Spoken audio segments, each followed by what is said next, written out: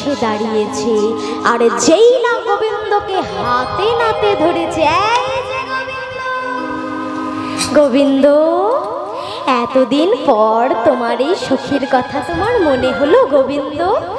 এতদিন পর তুমি আমার কুঞ্জে এলে, এসো বধূ এসো, স্বাগতম আমার এই কুঞ্জ মাঝে, তোমায় সুস্বাগতম বধূ, এসো এসো বধূ। গোবিন্দের হয়েছে কি জানো বাবা, সে যেখানে বাঘের ভয় সেখানে সন্ধ্যা হয় অবস্থা। গোবিন্দ মনে মনে ভাবছে, হাই রে হাই, পড়লাম তো পড়লাম এর পাল্লায়, এবারে কি বলি। এই চন্দ্রা, শোনো না চন্দ্রা, আসলে কি কি হয়েছে?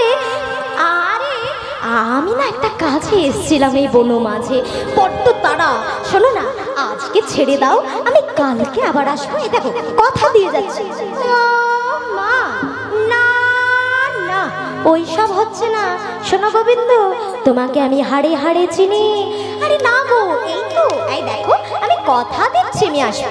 না না, একবার তোমায় ছেড়ে দিলে আর তুমি আসবে না। কি ভাবছো আমি জানি না?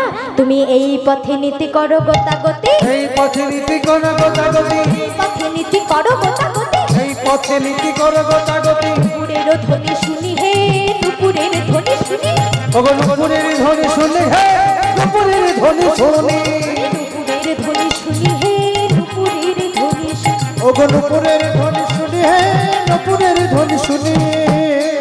তাই এই যে আর তো আমি ভুল করব না, এইবারে তোমায় যখন পেয়েছি আর তো ছাড়বো না। তাই কি করেছি, হাতে ধরে চন্দ্রাবলী নিজের কুঞ্জে নিয়ে যাচ্ছে। এইদিকে রাধার ভয়ে গোবিন্দ মাথা থর কাঁপছে, জানে তো রাধা রানী মানেনি, একে দেরি করেছে, তারপরে যদি শোনে চন্দ্রাবলীর কাছে গেছে। ওমা চন্দ্রাবলী আর রাধা রানী সাপে আর নেউলে দুই বোন হলে হবে কি? হরিবল। তা বাবা কিছু করার নাই, আজ ঢুকে পড়েছে কুঞ্জের মধ্যে, এবার রাধারানীর কাছে যাওয়ার জন্য তো মন ছটফট করছে, কিন্তু চন্দ্রাবলীর কাছ থেকে বিদায় নেবে কি করে তা তো বুঝতে পারছে না। উল্টো দিকে চন্দ্রাবলী সুন্দর করে মনের ভাবে প্রাণ গোবিন্দকে সাজিয়ে দিচ্ছে। কি করছে জানো? ও গোবিন্দ, তুমি তো সবসময় এই পিত বসনই পড়ো, শোনো না আজ আমার কুঞ্জে দেখো একটা সুন্দর নীল শাড়ি আছে, আজ আমি তোমাকে এই নীল শাড়িটা একটু পরিয়ে দিই। গোবিন্দর মন তো নাই, তাই গোবিন্দ চুপচাপ দাঁড়িয়ে আছে, রাধারানীর কথা ভাবছে, আর এদিকে চন্দ্রাবলী গোবিন্দকে পেয়ে যা ইচ্ছে তাই করছে, গোবিন্দের খেয়াল আর নাই, সুন্দর করে সাজাচ্ছে। এবার তোমরা বলবে যিনি ভগবান তার কি আবার নাকি খেয়াল নেই? সব খেয়াল আছে, কিন্তু মা ভগবান ভক্ত বড় ভালোবাসে, ভগবানের কাছে সব ভক্ত সমান। ওই চন্দ্রাবলীর প্রেম ভক্তি দেখে গোবিন্দ কিছু বলতে পারছে না, তিনি চুপচাপ দাঁড়িয়ে দাঁড়িয়ে সজ্জিত হচ্ছে। এবার চন্দ্রাবলী তো ভাবের ঘরে সাজাচ্ছে, ঠিক ওই রাধারানীর মতো অবস্থার আসে, সব উল্টো পাল্টা করেছে। হ্যাঁ মানে মাথায় গোবিন্দের কি থাকে গো?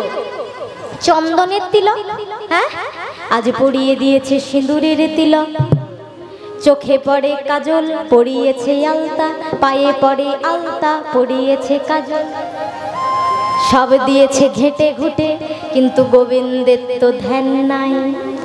এইদিকে গোবিন্দ ভাবছে না না আর বিলম্ব করলে চলবে না, আমাকে এখান থেকে এক্ষুনি বেরিয়ে যেতে হবে। কি করি কি করি কি করি, লীলার সাহায্যকারিণী দেবী যোগ মায়াকে স্মরণ করলেন। হে দেবী যোগ মায়া, এখন তোমার মায়া ছাড়া আমার আর কোনো উপায় নেই, তুমি এই চন্দ্রাবলীকে একটু ঘুম পাড়িয়ে দাও।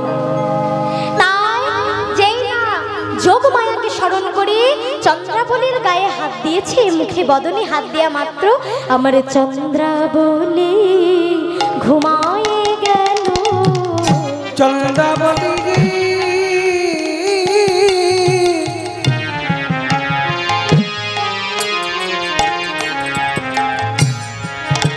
ঘুমাগে গেল,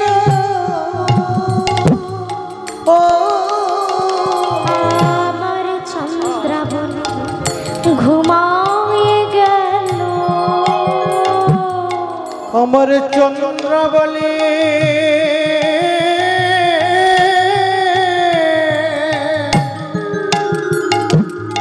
ঘুমায়ে গেল। আমার প্রাণবধূ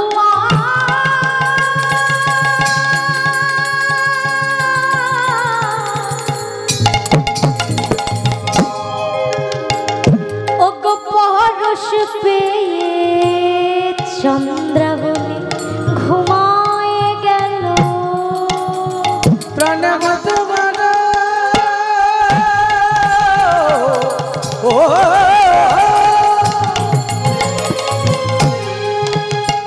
বধুবার পরশ পেয়ে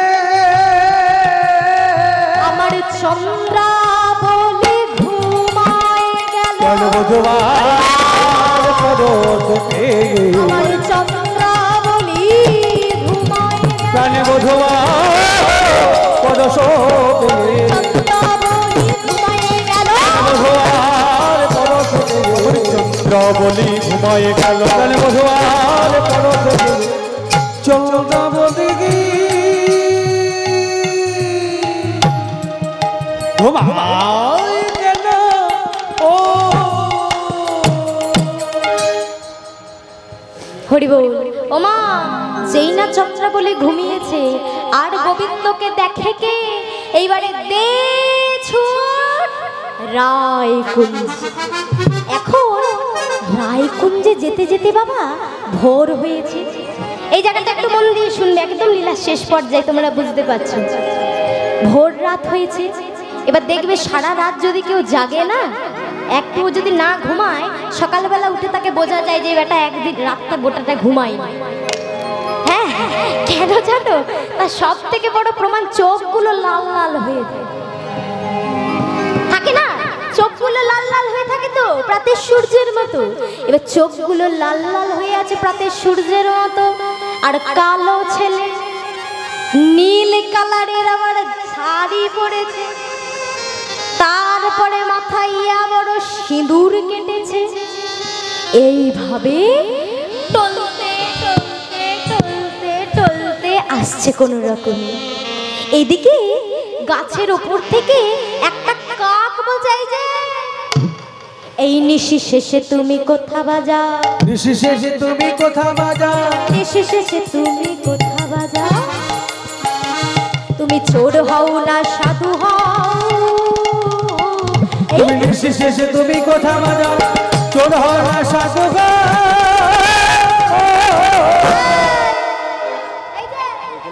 এই মধ্যরাত্রে তুমি কোথা যাচ্ছ?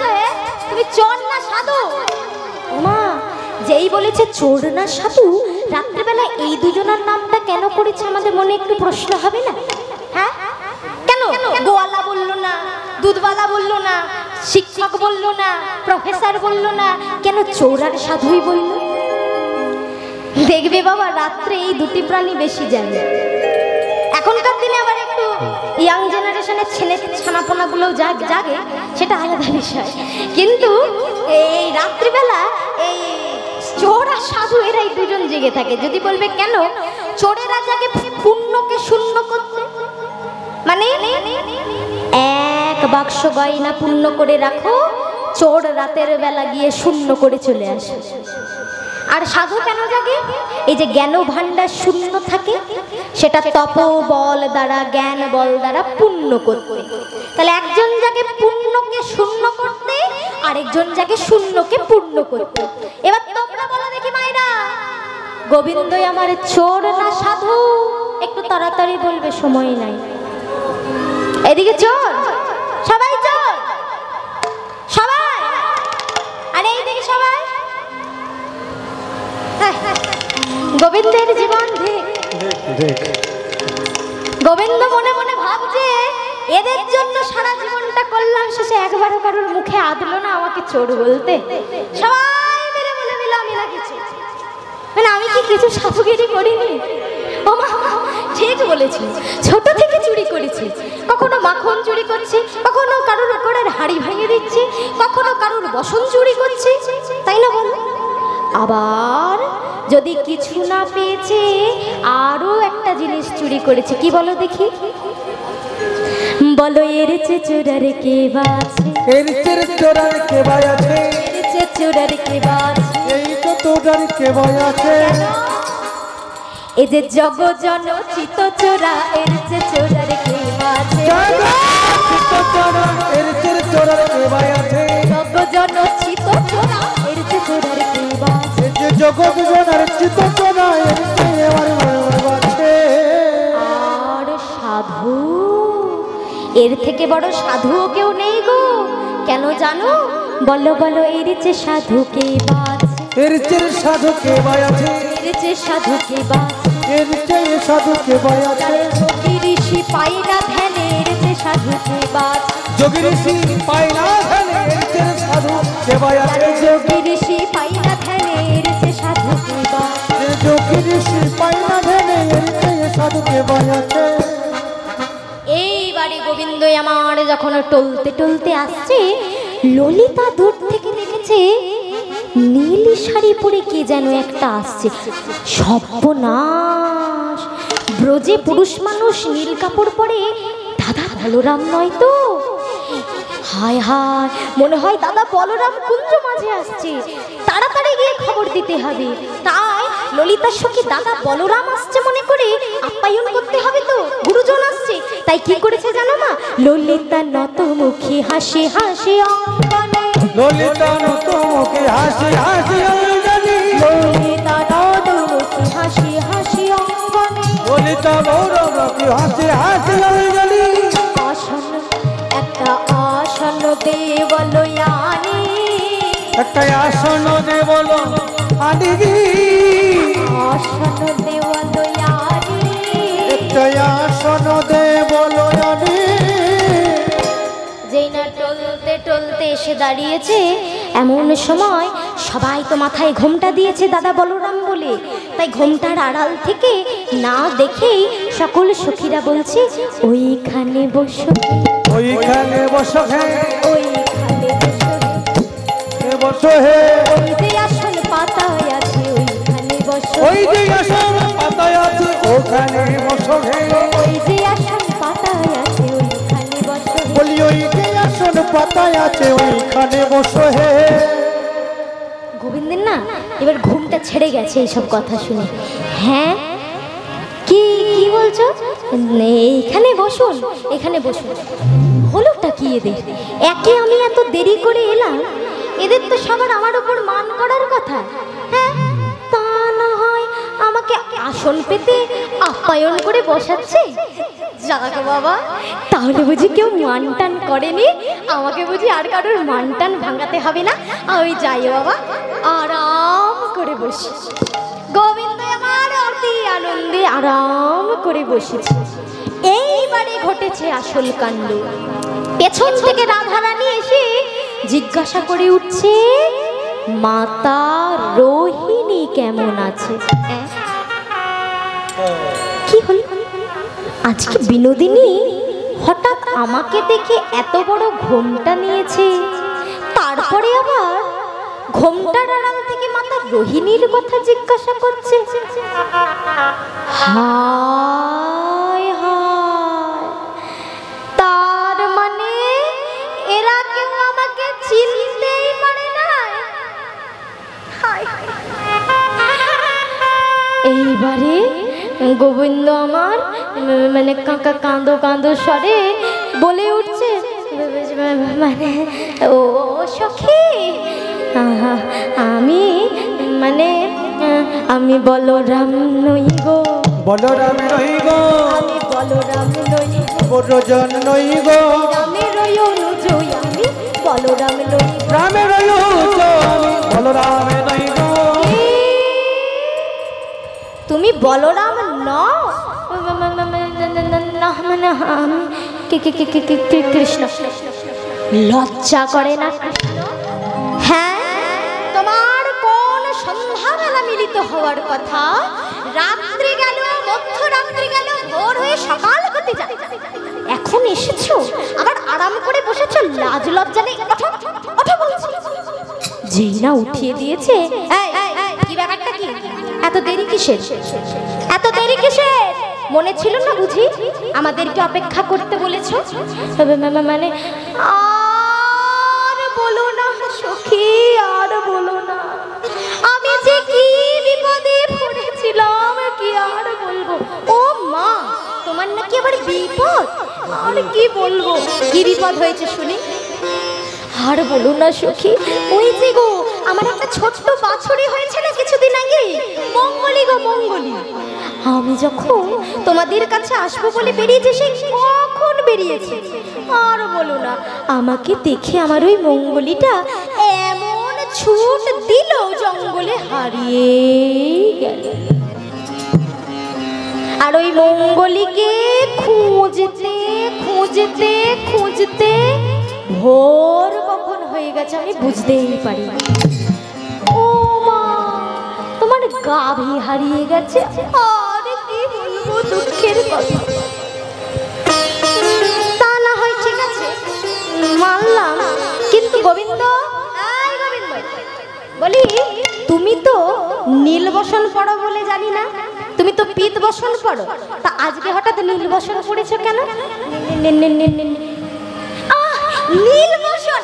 আরে কি বলবো, আসলে বিনোদিনীর কাছে এতদিন পরে আসছি তো, এত দেখা করার তাড়া ছিল, সামনে আমার কোনো সুন্দর জামাই পাইনি, তাই আমার কাপড় না পেয়ে পাশে একটা দাদার সুন্দর কাপড় ছিল, আমি দাদার কাপড়টা পরে চলে এসেছি।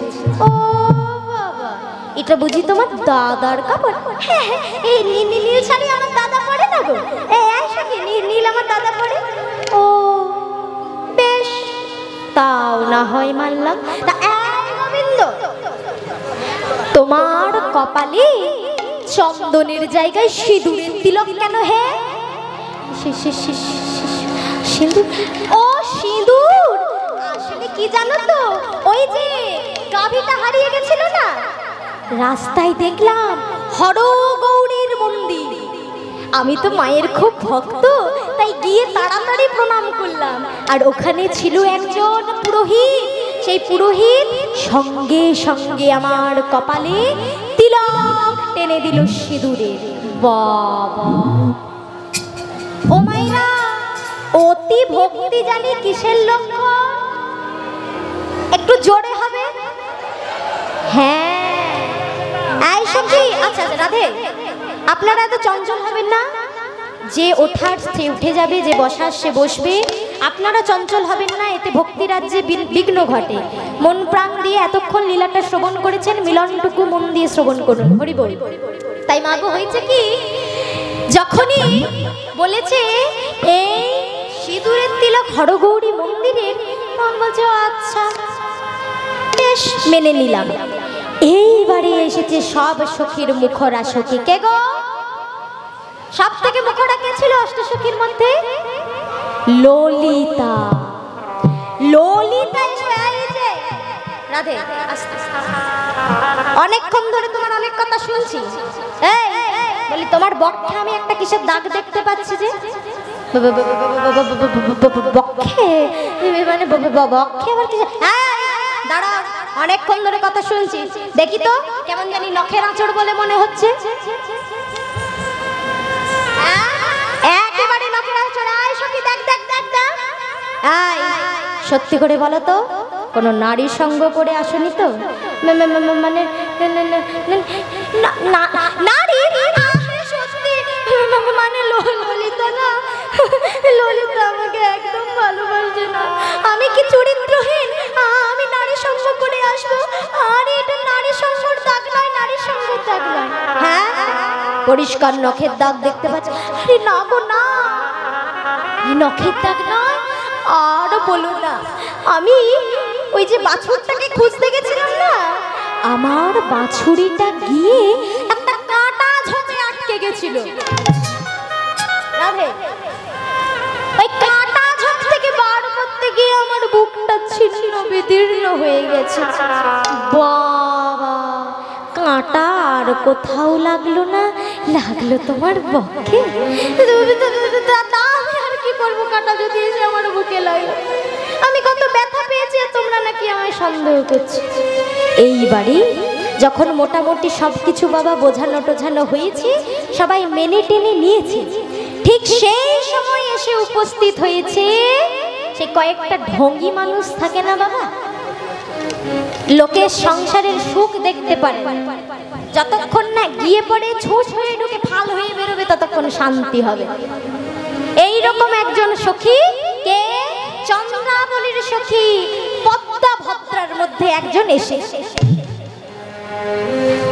এইবারে দেখো বাবা, ন্যাকা মেয়েদের গলার টোনটা এরকম হয় কিনা একটু মিলিয়ে দেখো। হ্যাঁ, এসেছে এক মাথা ঘোমটা টেনে ঢং করতো, গোবিন্দ ও গোবিন্দ, গোবিন্দ, এই যে গোবিন্দ, ও গোবিন্দ, বলি তুমি যে ওইভাবে আমাদের চন্দ্রাবলীর কুঞ্জ থেকে আমাদের চন্দ্রাকে কিছু না বলেই চলে এলে, আমাদের চন্দ্রা কত চিন্তা করছিল, কি গো একবার তো বলে আসবে।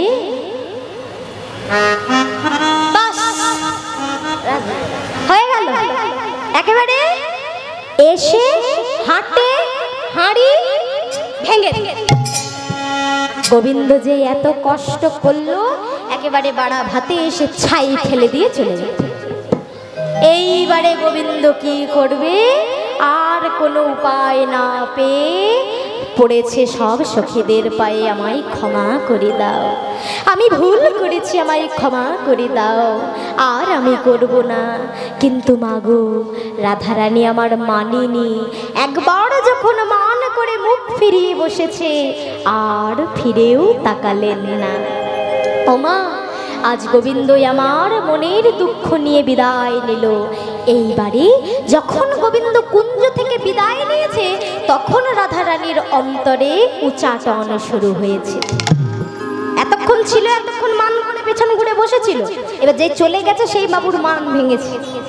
তাই এখন বলছে, সখী সখী, আমার বধূ কি চলে গেল?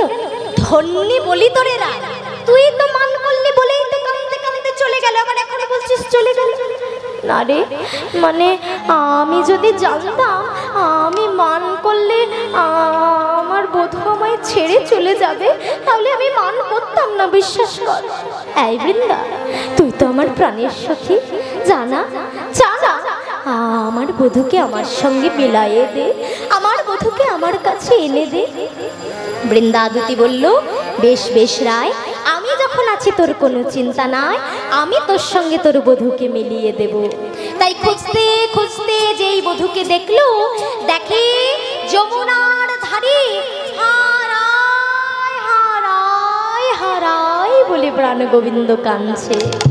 তখন গোবিন্দের কাছে গিয়ে বৃন্দাদুতি বলছে, শোনো গোবিন্দ, আমাদের রাধারানী বলেছে আজ থেকে কিন্তু আর কালো হেরবে না। হ্যাঁ, সর্বনাশ করেছে, কালো হেরবে না? না, ওই যে তুমি কালো, তার জন্য হেরবে না। তা বৃন্দাবনে কাক কোকিল কালো, তোমার রাধার মাথার কেশ কালো, কি করবে? কেশ মুন্ডন করবে, কাক কোকিল তাড়িয়ে দেবে, তবু তোমার মতো কালো আর হেরবে না। তা তোমার রাধার চোখের মণিগুলো যে কালো, কি করবে? আমাদের রায় বলেছে নয়ন মণি উপড়ে ফেলে দেবে, তবু কালো হেরবে। হ্যাঁ, সর্বনাশ, তাহলে এবার উপায়, আমি আমার রাধার মান ভাঙাবো কি করে? হ্যাঁ, উপায় তো একটা আছে। মানে এতক্ষণ ছলা করছিল, মান তো কখনো ভেঙে গেছে, সব সময় গোবিন্দ আর কি মজা করে, তো এইবারে গোবিন্দকে বাগে পেয়ে সখীরা আর কি মজা করছে। তা বাবা, একটা উপায় আছে। কি উপায় গো? শোনো শোনো, তবে তোমায় বলি। কি বলো বলো, তুমি যা বলবে বাবা তাই করব, আমার রাধাকে ফিরাইয়ে দাও। বেশ, তবে শোনো শ্যাম, যোগী বেশে তোমায় যেতে হবে শ্যাম, যোগী বেশে তোমায় যেতে হবে শ্যাম, যোগী বেশে তোমায় যেতে হবে শ্যাম, যোগী বেশে তোমায় যেতে হবে শ্যাম। ভাগিলে ভাবিতে পারে ও মান, বেশে তোমায় যেতে হবে শ্যাম, ভাগিলো ভাঙিতে পারে না, যোগী বেশে তোমায় যেতে হবে শ্যাম, ভাগিলে ভাঙিতে পারে না, যোগী বেশে তোমায় যেতে হবে, ভাগিলে ভাঙিতে পারে না, যোগী বেশে তোমায় যেতে হবে শ্যাম। তাই মাগো, আজকে আর কোনো কিছু চিন্তা না করে যোগী বড় বেশি সাজছে আমার প্রাণ গোবিন্দ।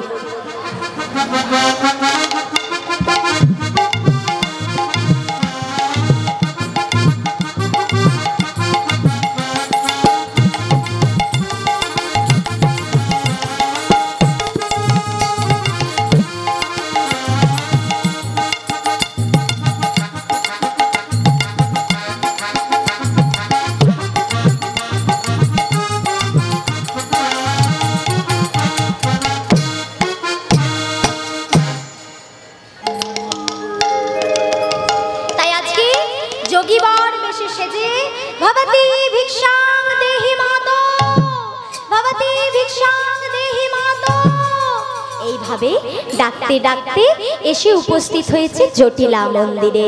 আর যেই না জটিলার দ্বারে এসে ভিক্ষা চেয়েছে, এমন সময় জটিলা মা আমার একটা থালায় ভিক্ষার সামগ্রী সাজিয়ে ভিক্ষা দিতে যাবেন। যেই না ভিক্ষা দিতে যাবে, এমন সময় গোবিন্দই আমার বলে, না না তোমার হাতে নেব না মা, তোমার হাতে দেব না মা, হাতে নেব না মা, দেব না মা। সে যদি ভিক্ষা দেয় তোমার হাতে নেব না মা, সে যদি ভিক্ষা দেয় তোমার হাতে নেব না মা, সে যদি ভিক্ষা দেয় তোমার হাতে নেব না মা। ও মা, যেই বলেছে কার হাতে নেব, বলছে শোনো মা, আমি শুনেছি তোমার ঘরে একজন পতিব্রতা রমণী আছে, সে যদি ভিক্ষা দেয় আমি সিদ্ধি লাভ করব। তাই বলছে, তা তুমি কি করে জানলে আমার ঘরে পতিব্রতা রমণী আছে? বলছে আমি কি করে জানলাম জানো? শোনো শোনো, আমি কাল রাতে শুয়েছিলাম যোগেশ্বরের পাশে, আমি কালী রাতে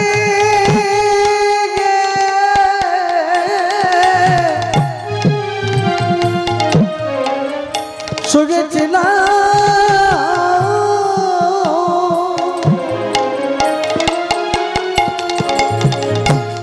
যোগী বলে কাছে আমায় যোগেশ্বর স্বপ্ন দিল রাত্রি শেষে, যোগেশ্বর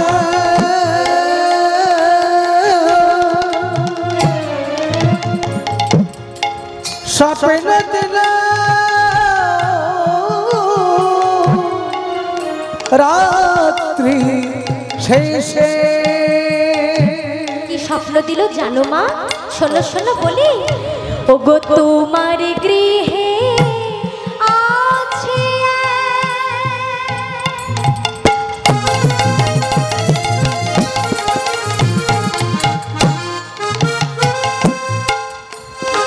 পতিব্রতা রমণী,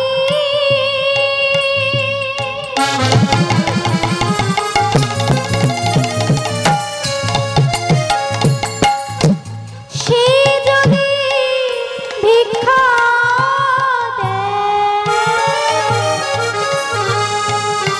তবে সিদ্ধ হব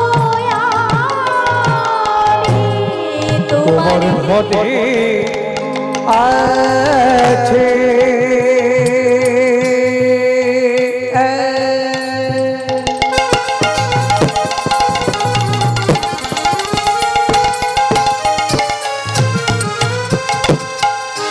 পতিব্রতা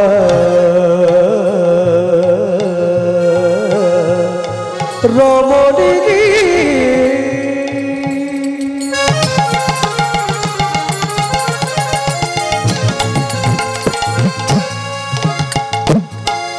সেই যদি যদি যদি যদি ভিক্ষা দেয় তবে সুস্থ হব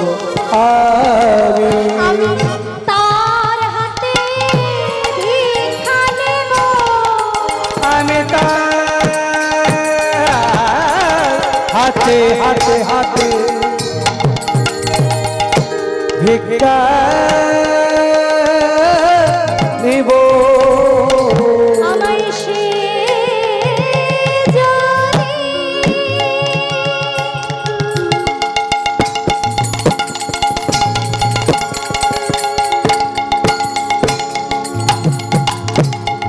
ওগো ভিক্ষা দেয়, আমি ভিক্ষা ওগো সে যদি যদি যদি ভিক্ষা দেয় হাতে ভিক্ষা নেব।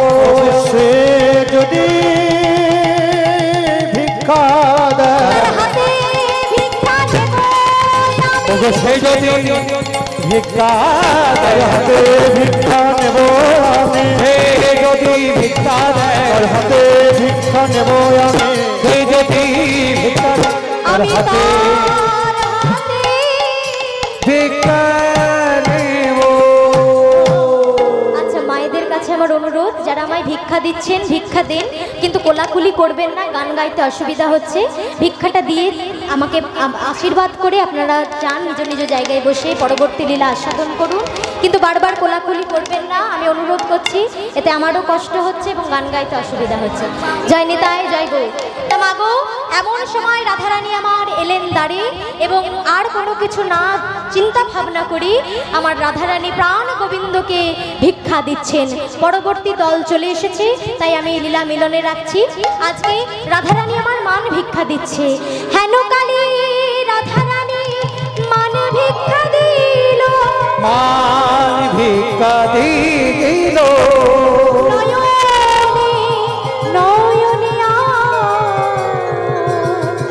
মিলন হইল, মিলন হইল। নিতাই গৌর হরি বল, নিত্যানন্দ বল, অদ্বৈত বল, শিবাস গদাধর। নিতাই গৌর হরি বল, নিত্যানন্দ বল, অদ্বৈত বল, শিবাস গদাধর বল।